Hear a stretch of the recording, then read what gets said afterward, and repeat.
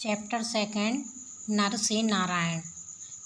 नर अर्थात मनुष्य, नारायण यानी भगवान, भगवान विष्णु। निबंध मन की सहज और उन्मुक्त उड़ान है। यह निबंध जो है वह मन की सहजता और उन्मुक्तता की ओर प्रस्तुत किया गया है। निबंध इस कथन को पूर्ण सिद्ध करता है।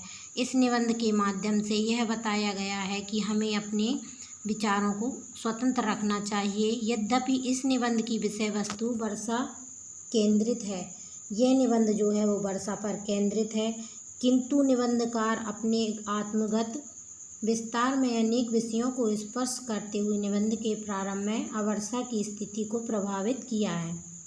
निबंधकार ने जो है यहाँ पर अवर्षा अर्थात वर्षा न होने की स्थिति से प्रकृति की ओर संकेत किया गया है। बाद में वर्षा के प्रभाव को अनेक रूप में व्यक्त किया गया है और बाद में जो है वह वर्षा की अधिकता को यहाँ पर बताया गया है। निबंधकार ने एक सामान्य सी घर गृहस्थी पर पड़ने वाले एवं उसके प्रभाव को प्रकट किया गया है।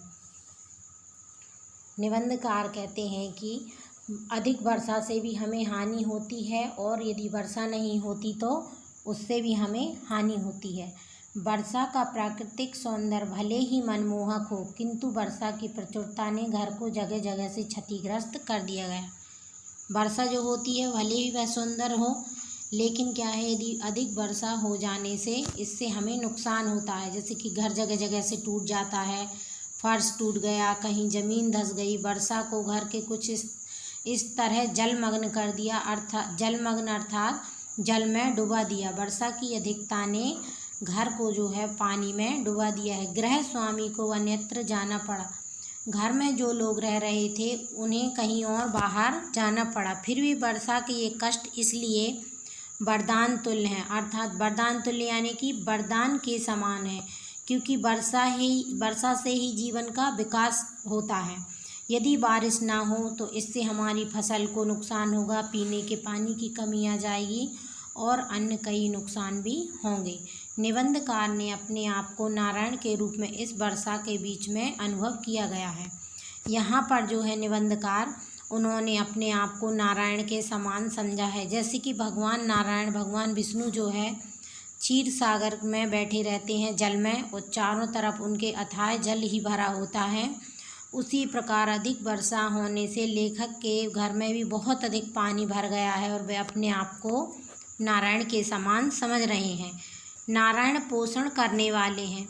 नारायण भगवान जो है वह पोषण करते हैं, सभी का पालन पोषण करते। वर्षा का जल सृष्टि का पोषण करता है और वर्षा का जल जो है वह भी सभी का पोषण करता है, क्योंकि इससे फसल अच्छी होती है, पीने के लिए पानी मिलता है, जीव जंतु मनुष्य सभी की इससे प्यास बुझती है।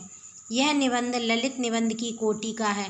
यह निबंध ललित कोटि अर्थात यह निबंध जो है वर्षा की और वर्षा ऋतु से होने वाली सुंदरता की ओर इशारा करता है। अनेक कवियों की प्रसिद्ध उक्तियों का प्रयोग करते हुए निबंधकार ने उनके अर्थ अपने कूल करने का चमत्कार भी प्रकट किया गया है। निबंधकार ने यहाँ पर अनेक कवियों के विचारों को चमत्कार के रूप में प्रकट किया है और निबंध में कुछ व्यंग भी रखा गया है, कुछ व्यंग के अवसर भी हैं कि अधिक वर्षा से भी नुकसान है और कम वर्षा से भी हमें नुकसान है।